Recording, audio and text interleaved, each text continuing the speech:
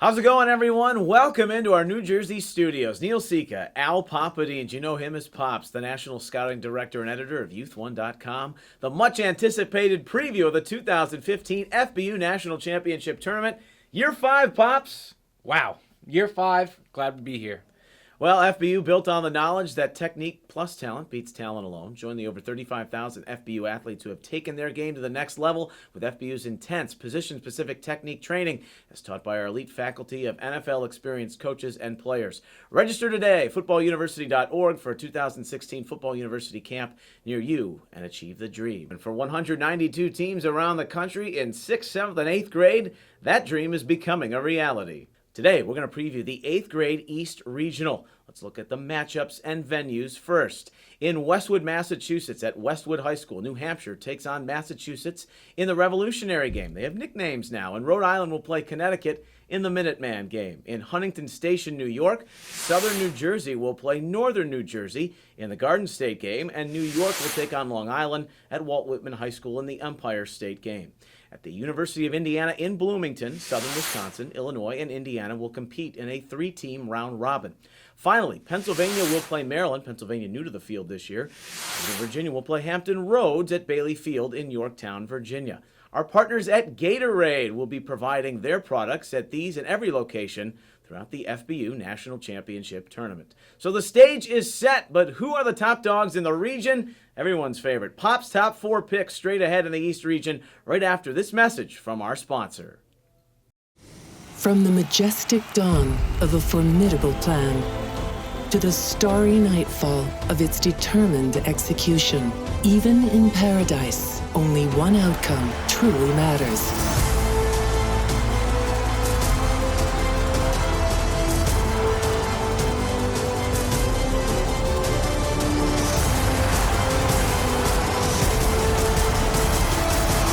Victory. We welcome you back. Preview of the 8th grade East Regional. Pops, Al Pops, that's it, Youth1.com, and he's got his Pops top 4. So get the message boards ready. You ready to unveil? We'll also pick a dark horse, too. Yeah, we'll see what the people think of my selections. Done a lot of research, so we'll see how it goes. Now, the 8th grade participant last year was Indiana coming out, and then in the 7th grade level, Broward County got all the way to the finals, but a lot of their players have made their way to Dade. So let's start with your 4 seed, Massachusetts. Yeah, I like Massachusetts. Traditionally, they've been one of the stronger teams, and this year is no different. Starting with defensive lineman Josh Atwood. He's a 6 foot, 257-pound defensive lineman from Natick, Massachusetts. He's a difference maker. He's big, strong, has good hands, and plays with power. Another player to watch is Blake Brooks at tight end. 6'2", 190, plays fast and plays smart. He's a good inline blocker at the point of attack and can also be a threat in the passing game if he gets downfield. Defensively, Sammy Malignaggi is a defensive back, 5'8", 155 pounds, actually played some varsity this year at the BB&N school in Cambridge, Massachusetts. Further along, Will Maluski at linebacker. You know, you look at him and he's not the prototypical jacked up middle linebacker. He's only 5'7", only 170 pounds, but the kid just makes tackles. That's all he does. He's a short tackler, a smart player. His dad is a coach, so he has that mentality. Good kid to watch. Going back to the offensive side of the ball, Kalel Mullings. If you followed Massachusetts or you followed this tournament over the last couple of years, he has been the go-to player for Team Massachusetts. He's only gotten bigger and stronger. He attends Milton Academy, which is one of the top schools up there football-wise. And he was a 7th grade All-American. Didn't play in the game last year, but one of the top kids for sure. A couple other kids to look out for in Massachusetts. Tyler Wolf, offensive line. Adhari Hibbert, running back and linebacker. And Kevin Swanton, who is a Top Gun kid, offensive lineman and defensive lineman. So that's who I like on Mass, Neil. Pops is 3 seed. A team that has made some impressions the last couple of years, ever since they merged the northern and southern part of the state, and that's Connecticut. Yeah, Connecticut every year seems to be a factor in this tournament, and this year is going to be no different. They've had some battles with Massachusetts, and I'm expecting more of the same this year. And for Connecticut, you got to start off with a kid like Charlie Russo, a running back, a linebacker, very muscular kid, phenomenal player on both sides of the ball. He's been here before. He brings the leadership. And speaking of big stages, this past summer at FBU Top Gun, he was named one of the top running backs at the entire camp, and is going to be playing in the FBU All-American game in early January down in San Antonio. So he's one to certainly look out for. Joining him on that Connecticut team is a kid new to FBU this year, Isaac Boston, an athlete. He's a kid that showed up at Team Connecticut's tryouts and just blew people away. Just the way he moved around the field, very, very fluid, fast, athletic. He's a dangerous playmaker with the ball in his hands, and look for him to be a big-time player for Connecticut this year. Another athlete that I like for Connecticut is Andre Ellison. Another athlete just came out of the woodwork for Team Connecticut during tryouts. At the tryout in mid-October, he was blowing people away with his combine scores. Fastest 40, broad jump, shuttle, everything. He was the best placer there. Similar to Boston, he can play a number of different positions, and will look to find a spot on the field for Team Connecticut. And moving to the line, they got a trio of linemen that are going to be paving the way for all these athletes that we've been speaking about. Justin Badalato, Trey Williams, and Patrick Evans, all linemen with some great size. And two more players to definitely keep an eye on. Kwame Kyles, a physical defensive back who was at Top Gun, not afraid to come up and jam receivers at the line, plays with some confidence, plays with an attitude. He's the type of cornerback that you want on your team. And James Irapoli at quarterback. This kid doesn't have the national hype that a lot of the other quarterbacks do for this class of 2020, but look for him to make some big plays and help Connecticut. He was at Top Gun this summer, and definitely impressed by all counts. Coaches are excited to see what he can do leading Team Connecticut. All right, so Connecticut is the 3 seed in the East, Pop's top 4, Massachusetts the 4. Moving on, the 2 seed, that is Indiana, and this is a team last year, their 8th graders made it to the national semifinals, and before losing out, but they have to run the football. They do it well with a big offensive line. And Neil, you said it. Their offensive line is massive, and that's where we're going to start when talking about Team Indiana.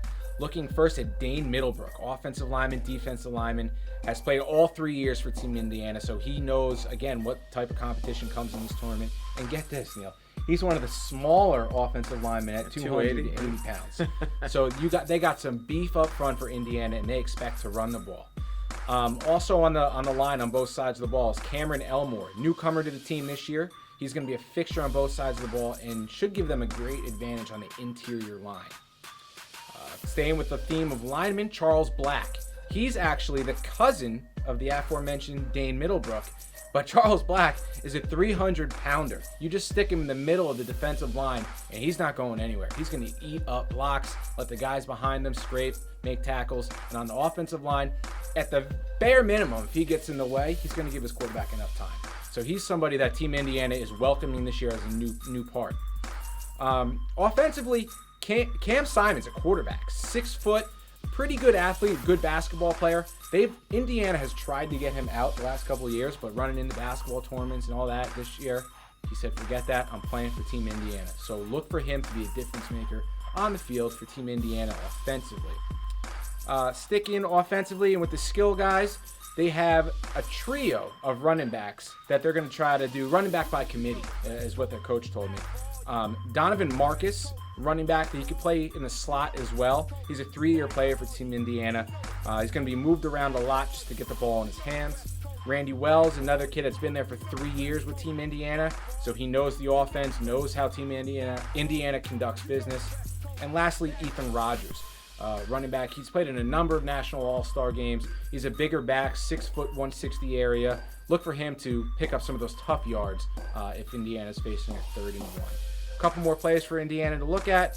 Gage Sherpert at linebacker and Joel Wadas, who can kick 50-yard field goals. So if Team Indiana's in the way or in need of a field goal, he's got their back. That's such a weapon at this level if you can kick it even beyond 30 yards. So the 2 seed is Indiana. They've had some great battles the last couple of years in the regional finals, and it's with Maryland, a team that was extraordinary the first year of this tournament, and last year their 7th graders highly touted, and then lost a late lead to Broward County. So that changes now as those 7th graders now upon the 8th, but there is still one 7th grader who garners a lot of the headlines for Maryland as the 1 seed, and that's Antoine Littleton. Yeah, and again, if you've been following this tournament the last couple of years, Antoine Littleton, he's a 7th grader playing up on this 8th grade team.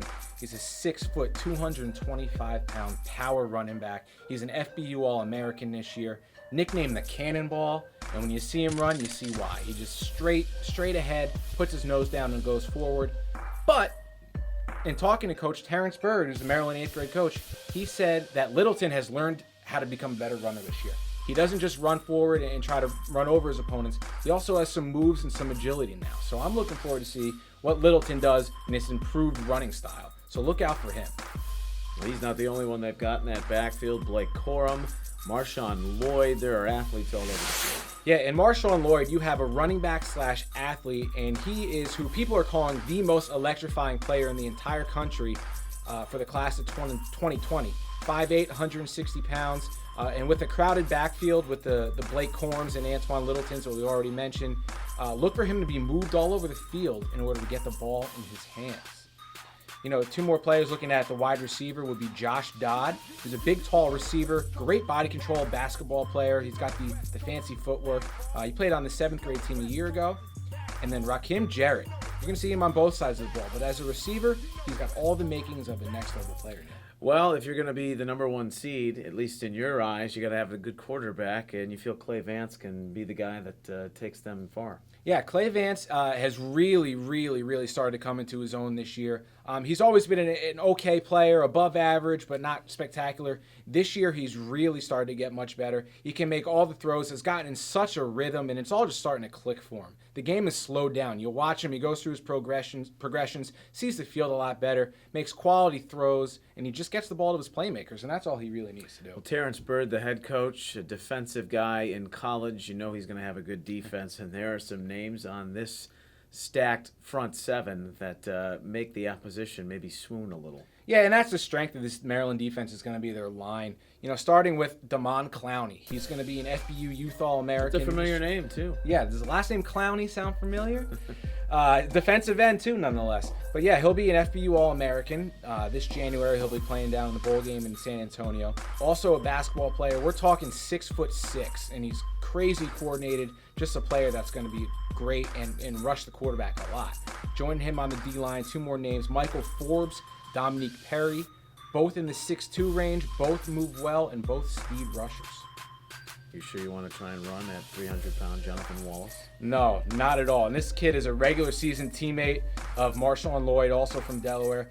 Massive 300-pound kid. Just plop him in the middle. He's just going to eat up blocks. He can also move a little bit too, so shutting down on that interior line, Wallace is going to make a lot of plays. All right, so those are the top 4, according to Pops, in the East. 8th grade, Massachusetts, Connecticut, Indiana, Maryland. But we always have to have a team that maybe flies under the radar, a little bit of a dark horse, and you like Southern New Jersey. Yeah, and Southern New Jersey, this is the first time I think we've ever even mentioned them on the show because they're finally putting this together right. They're doing the right things, getting the right players, and Team Southern New Jersey is going to make a difference this year. Starting with their quarterback, C.J. Duell, one of the top quarterbacks in the entire country for this class.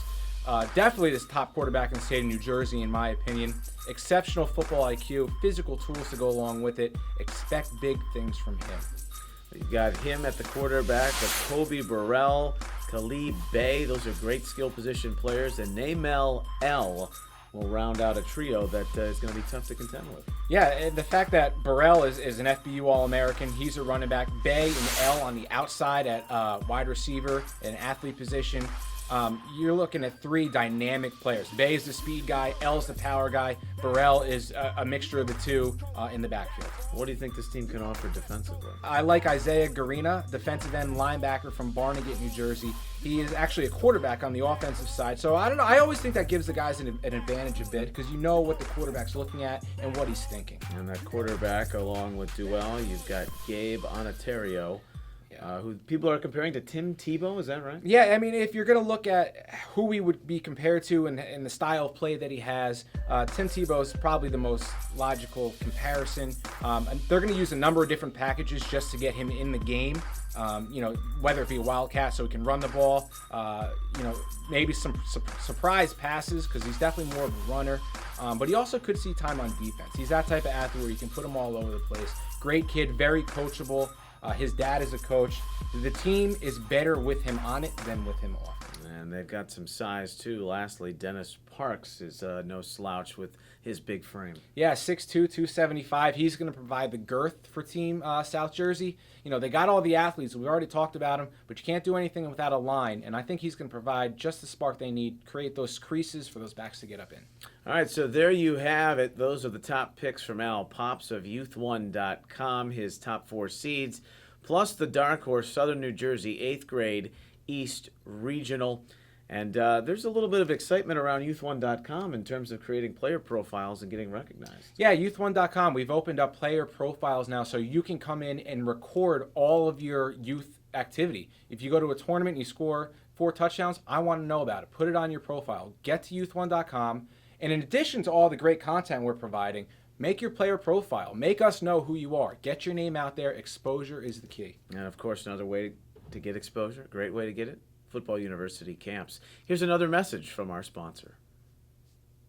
Football University, the nation's leading football training experience, is now accepting applications for its 2015 camps. Our elite faculty of NFL coaches and top professionals teach position-specific technique on the field and in the classroom to improve your football IQ and help you reach your full potential as a player. Apply today at footballuniversity.org. Football University, where technique plus talent beats talent alone. We return on the road to Naples here in our Jersey studios. FBU National Championship 2015, Year 5. Neil Sika, Al Pops. He's given his top 4 in the 8th grade East Regional as well as his dark horse. Now we're going to drive around the rest of the bracket and see what some of the teams have in store for these first and second rounds coming the opening week of December. So with that, Pops, let's start with New Hampshire. And what can you tell us about that? New Hampshire, they got a couple good kids coming back. Peterson Monoxon was an FBU All-American last year, and Nico Della Costa, 2 players to watch. Rhode Island. Jaden Roman, big offensive lineman, returns from last year. Braxton Thike, another player that you should watch out for. All right, Southern New Jersey got the dark horse. Northern New Jersey's not going to like that, but what do they have in store? Well, Northern New Jersey's got a bunch of good players. That battle with South Jersey is going to be a tough one. But looking at Northern New Jersey, Brian Felter, 2-time FBU Youth All-American, one of the strongest and best linemen in the class for 2020. Luke Unger, 6'3" wide receiver, dangerous weapon on the outside. All right, a part of the Empire State game. That's New York and Long Island. Those 2 teams will clash in the first round. What do you got on New York? For Team New York, Michael Courtney, running back, linebacker, new to the team this year, fast, mobile, also great linebacker, tough kid. Also, quarterback Joey Carino started for the FBU team last year and was at Top Gun this past July. And Long Island, they've got Russell Dietz at 5'8", 215 pounds on the offense and defensive line. Yeah, he's a lineman to watch on the interior line. Also like Cole Bernici, 6'1", 160-pound receiver, long strides. Look for him to play both receiver and safety. Let's take a closer look now at part of the Midwest and in Bloomington, where we've got South Wisconsin and Illinois. What do you see? Southern Wisconsin, look for Bryce Hall to be a difference maker. He played last year. He's a short, muscular kid. Can be used in a bunch of different areas and on all sides of the ball. Look for Bryce Hall to make a play. Moving to Illinois, Scotty Mahan, defensive lineman, 6 foot, 270 pounds. He's been through the tournament before as a member of Team Indiana, now playing on Team Illinois. Look out for him. Joining him on Illinois, Grant Raperda, running back. Very good speed for a back at this level, 5'8", 150 pounds.